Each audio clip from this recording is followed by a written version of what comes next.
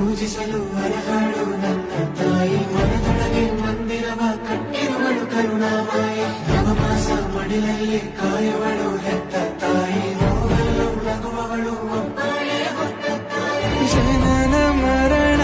ಜಗದ ಸಂತೆ